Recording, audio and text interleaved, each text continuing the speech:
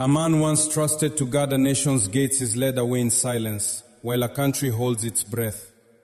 This is not merely the arrest of a former leader, it is the unmasking of a fracture that runs deep through the soil of a young revolution. On one side stands a promise of sovereignty, dignity, and a future wrestled back from dependency. On the other, the old reflexes of power, exile, intrigue, and the politics of shadows reach out from beyond the border. In the early days of January, as rumors of a failed coup and an attempted assassination spread through the Sahel, the story appeared simple. Yet simplicity dissolves quickly in times like these. A quiet villa in Lomé, a court decision whispered before it is spoken aloud, a flight whose destination is not announced. Each detail feels small, but together they form a question too heavy to ignore. Was this the closing of a chapter, or the opening of a far more dangerous one? Because when a nation fighting to reclaim its voice confronts betrayal from within, the issue is no longer about one man. It becomes a test of justice, restraint, and resolve. It asks whether a revolution can defend itself without becoming the very thing it once resisted. Stay with us. This is more than a breaking update. It is a hinge in history. Subscribe and walk with this story as it unfolds. Revolutions rarely collapse with a single blow. More often they are tested by quiet betrayals, by familiar faces who know the corridors of power too well. The events that unfolded in early January belong firmly to that pattern. The timeline begins not in January, but years earlier. Paul-Henri Sandaogo Damiba once stood at the center of Burkina Faso's military and political life. He rose as a soldier tasked with confronting insurgency and restoring order. In September 2022, that chapter ended abruptly. He was removed from power by a younger officer, Captain Ibrahim Traoré, amid widespread frustration over security failures and the growing human cost of instability. Damiba fled the country and resurfaced in neighboring Togo, where he would remain for more than 2 years, officially in exile, unofficially in political limbo. For a time, his name faded from the headlines. But exile does not always mean irrelevance. According to Burkinabe authorities, the calm was deceptive. On January 3rd, security services announced they had disrupted what they described as an attempted coup combined with an assassination plot targeting the head of state. The allegation was stark. This was not a spontaneous mutiny, but a coordinated operation involving military insiders, regional intermediaries, and external financing. At the center of the accusation stood a familiar figure, the former leader himself. What followed moved quickly, yet almost entirely out of public view. On January 16th, Damiba was reportedly taken from the residence where he had been living in Lomé. He was brought before the Court of Appeal, where judges reviewed an extradition request submitted by the government of Burkina Faso. Within days, the request was approved. By January 17th, he was escorted to the airport and placed on a flight. His destination was not announced. No press conference was held. No joint statement was issued. The official silence was as striking as the action itself. This silence became part of the story. For years, conflicting accounts had circulated about Damiba's status in Togo. Some sources claimed he lived under close surveillance, his movements restricted, his compound heavily guarded. Others suggested these descriptions were exaggerated, pointing out that exile in name does not always equate to confinement in practice. The January events forced a reckoning with those contradictions. If he had indeed been monitored, how could he have coordinated a plot of such scale? If he had not, why had the narrative of constant surveillance been allowed to persist? Authorities in Burkina Faso framed the arrest and extradition as a necessary step in defending national security. According to their account, the January 3rd plot was not an isolated incident, but part of a longer pattern of destabilization attempts since the change of leadership. They alleged links between the conspirators and armed extremist groups operating in the Sahel, as well as the movement of funds across borders to finance the operation. These claims, while serious, remain allegations until tested through legal proceedings. Yet even as allegations, they carried immense symbolic weight. The symbolism was unavoidable. A man who once commanded the state security apparatus was now accused of conspiring against it. The soil he once claimed to defend had, in the official narrative, become collateral in a personal struggle for power. The extradition itself revealed another layer of complexity. Reports indicated that approval was granted under conditions, specifically assurances regarding Damiba's treatment and the penalties he might face. This detail, barely mentioned in public discourse, mattered deeply. It drew a line between justice and vengeance, between the rule of law and the raw anger that follows betrayal. In moments like these, how a state treats its former rulers sends a message not only to its citizens, but to the region and the world. For ordinary people in Burkina Faso, the news landed with mixed emotions. Relief that a perceived threat had been removed. Unease that the threat had existed at all. And beneath both, a quieter question. How many other plots had been imagined, attempted, or narrowly avoided since the country chose a new path? This was no longer just about one man in exile. It was about the vulnerability of a nation in transition, about how fragile sovereignty can be when old networks, old loyalties and old ambitions refuse to die quietly. The road ahead, already uneven, now revealed hidden cracks beneath its surface. And as the plane carrying Damiba disappeared into the sky, another question settled heavily over the Sahel. If this chapter has truly closed, why does it feel like the story is only just beginning? Every political drama has a moment when facts collide with logic. In this story, that collision came with a question so simple it unsettled everything that followed. How does a man under watch orchestrate a plot of such reach? As news of the extradition spread, attention shifted from the act itself to the circumstances that made it possible. Accounts emerging from Lomé described a former leader living in a fortified compound, in a neighborhood known for discretion rather than freedom. Security, it was said, was constant. Movements were limited. Visitors were noted. The image presented was not of a free exile, but of a man tolerated under supervision. And yet, authorities in Burkina Faso alleged that this same man had helped coordinate an attempted coup and an assassination plot across borders. The contradiction was impossible to ignore. If surveillance was real and effective, the planning of such an operation should have been detected. If it was not detected, then surveillance was either porous or performative. This was the moment the story reached its emotional peak. Public reaction followed two distinct currents. The first was visceral and immediate. Many saw the arrest as vindication, proof that the state was learning to defend itself after years of vulnerability. In markets, on radio phone-ins and across social media, the dominant sentiment was relief laced with anger. Betrayal in political life is rarely forgiven, especially when it is framed as collaboration with forces that have already inflicted deep civilian suffering. The second current was quieter but no less powerful. It was skepticism. Commentators, journalists, and ordinary citizens alike began asking uncomfortable questions. Who knew what and when? How far did the network extend? If planning occurred across multiple countries, were all parties equally unaware? The silence from official channels, both in Lomé and in Ouagadougou, only intensified these doubts. Each day without a statement allowed speculation to harden into narrative. Internationally, reactions were cautious. Neighboring states watched closely, aware that today's extradition could become tomorrow's precedent.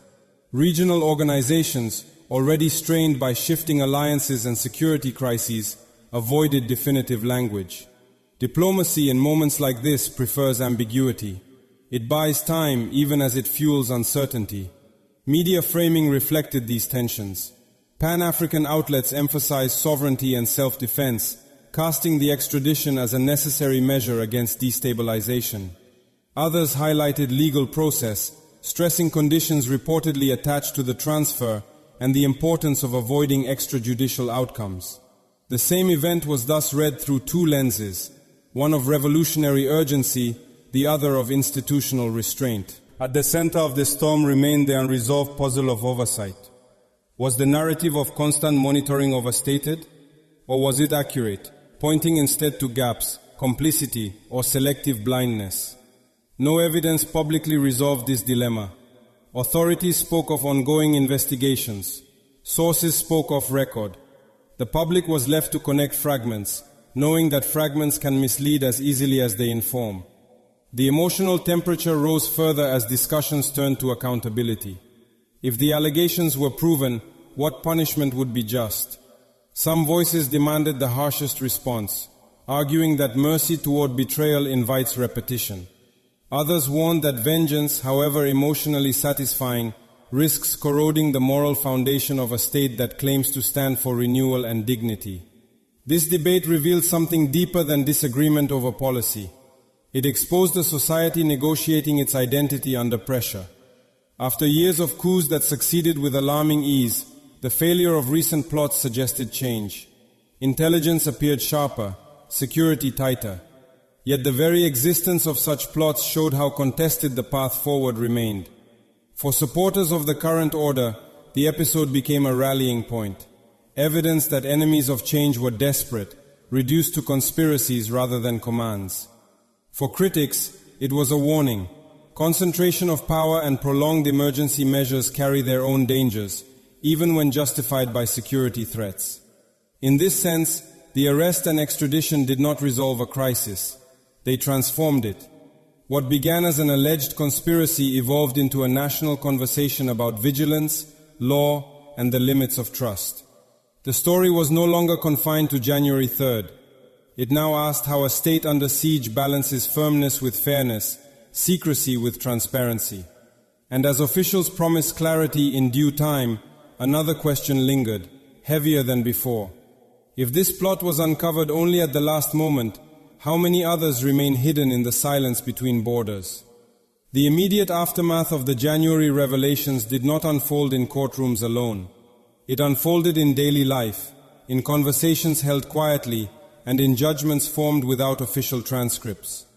When allegations of an attempted coup and assassination surface, the first casualty is not always stability, it is certainty. In the short term, the state moved to consolidate control. Security protocols were tightened, military units were reshuffled. Intelligence coordination became more centralized, less tolerant of ambiguity. For many citizens, these measures brought a sense of reassurance. After years marked by sudden seizures of power, the visible failure of recent plots suggested that the balance had shifted. The gates, once easily breached, appeared more firmly guarded. Yet reassurance came with a cost. Heightened security reshaped routines. Increased checkpoints slowed movement. Surveillance became more visible, and with visibility came unease. In societies emerging from repeated political ruptures, vigilance and suspicion often travel together. The line between protection and pressure is thin, and people sense it instinctively.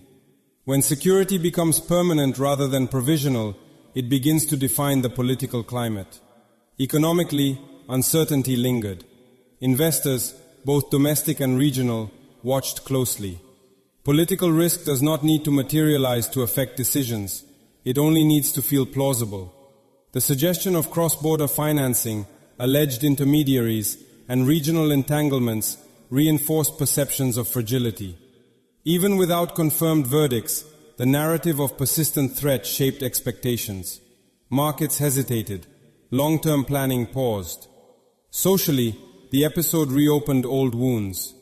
Burkina Faso has lived through rapid transitions before, each leaving behind questions of legitimacy and loyalty. The accusation that a former head of state could conspire against the nation touched a raw nerve. It blurred distinctions between past and present, between defeated orders and unfinished business. Trust, once eroded, does not return easily. Politically, the implications were sharper still. The current leadership framed the disrupted plot as evidence of necessity, proof that extraordinary times demand extraordinary measures. Supporters echoed this view, arguing that reforms and security consolidation required time free from electoral turbulence.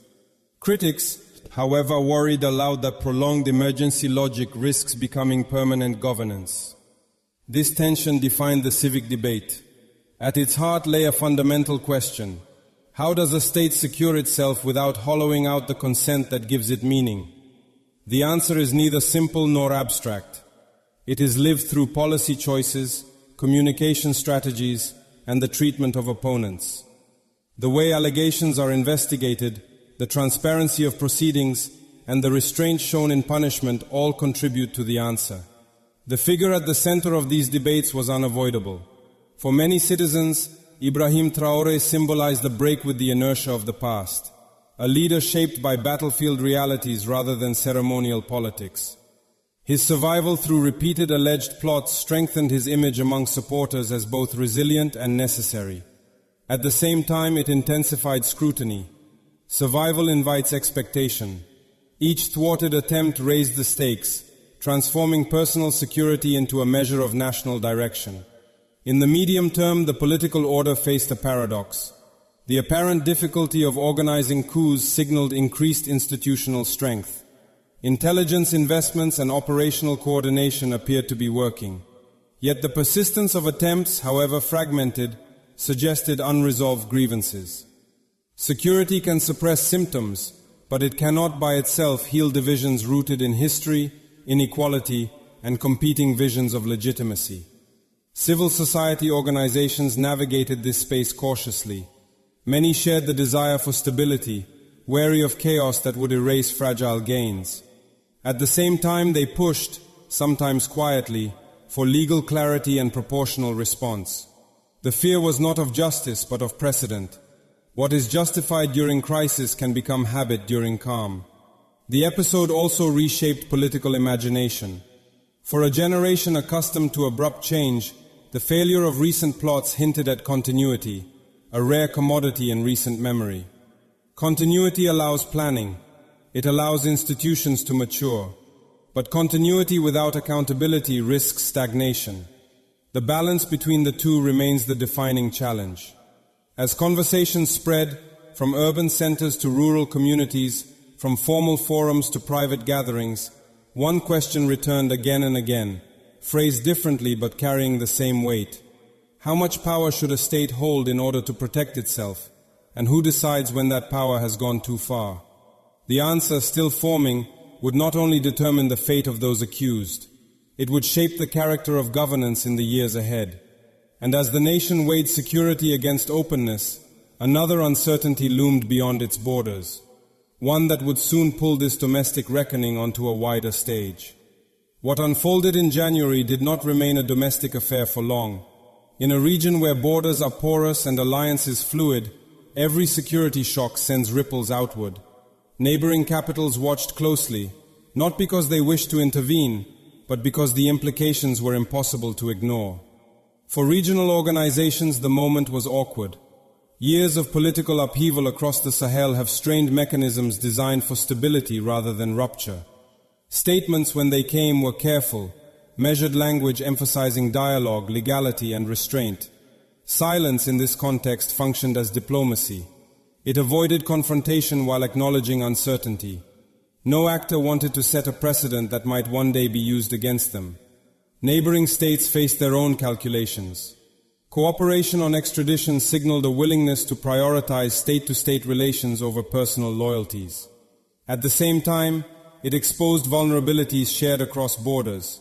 Exiled figures, financial networks, and informal intermediaries do not respect jurisdictional lines. What happens in one capital rarely stays there.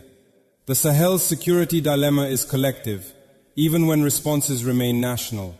Beyond the region, international reactions were framed by familiar concerns. Stability mattered, legal process mattered, and above all, predictability mattered. For external partners, the question was less about personalities and more about trajectory. Would the current path lead to consolidated authority capable of delivering security, or to prolonged emergency governance that alienates allies and investors alike? Media narratives reflected this ambivalence. Some outlets portrayed events as further evidence of a volatile region struggling to escape a cycle of coups.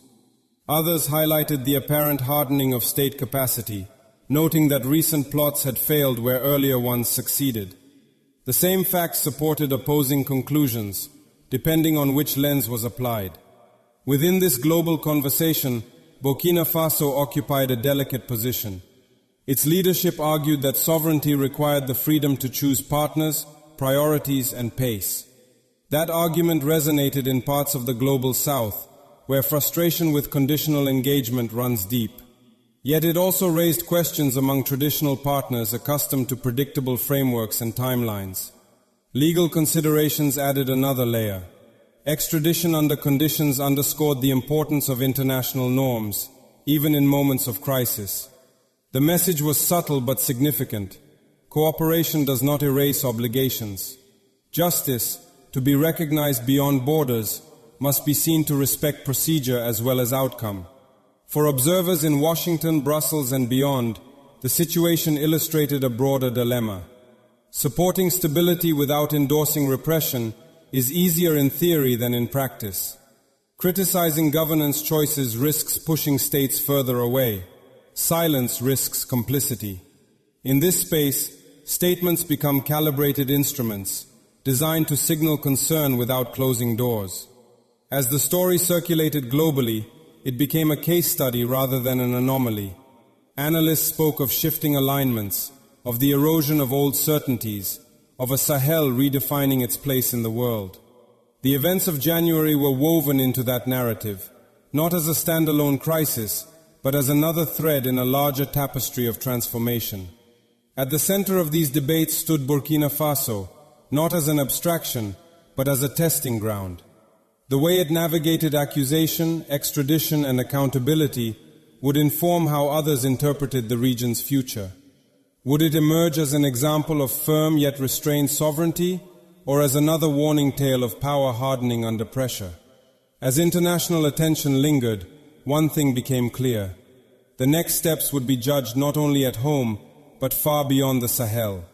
And the choices made in the name of security would echo in diplomatic halls long after headlines moved on.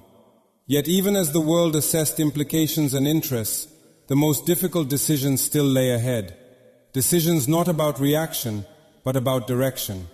Moments of crisis have a way of narrowing choices, reducing the future to a question of force versus fragility. Yet the path ahead is rarely so stark. What lies before the Sahel now is not a single road, but a fork shaped by restraint, foresight, and the patience to build what force alone cannot secure. One possible future is defined by consolidation. In this scenario, heightened security becomes a bridge rather than a destination. Intelligence reforms mature into institutions. Military readiness evolves into deterrence rather than dominance. Legal processes, however slow, are allowed to run their course, signaling that stability does not require the abandonment of principle. This path demands discipline. It asks leaders to resist the temptation of shortcuts, even when public anger clamors for them. Another future is more brittle. Emergency measures harden into permanent rule. Secrecy replaces accountability. Stability is pursued through control rather than consent. In the short term, this approach can appear effective. Plots are deterred, dissent quieted. Over time, however, it risks isolating the state from its own society, turning vigilance inward and breeding the very resentment it seeks to suppress. Between these extremes lies the most difficult terrain: transition. Building sovereignty while remaining open, defending the state without silencing the people. Choosing trade over aid not as a slogan, but as a structural shift, moving from extraction to value, from dependency to partnership. This work is slow, unglamorous, and easily overshadowed by security headlines. Yet it is here, in policy details and institutional habits, that revolutions either take root or wither. Security will remain central. The region's challenges do not vanish with a single disrupted plot. Armed groups persist. Borders remain porous. External interests continue to compete. No responsible leadership can afford complacency, but security that crowds out development and dialogue becomes a seed planted in barren soil. The question then is not whether force is necessary. It is how force is framed, whether as a shield protecting growth or as a wall blocking it. Signals from recent months suggest an awareness of this balance. Investments in intelligence have been paired with rhetoric emphasizing dignity and independence. Diplomatic engagement, though selective, has not been abandoned. The language of partnership, rather than patronage, has gained prominence. These choices hint at a strategy that sees sovereignty as a process, not a posture. For citizens, the road ahead demands its own form of courage. Supporting stability does not mean surrendering scrutiny. Trust, once broken, must be rebuilt through transparency and consistency. The resilience of any political project rests not only on its leaders, but on the willingness of society to engage critically rather than retreat into silence or cynicism. History offers no guarantees. Revolutions are fragile precisely because they promise more than they can immediately deliver. They unfold in seasons, not moments, through planting, tending, and waiting for harvest. Steel may protect the field, but only seeds create sustenance.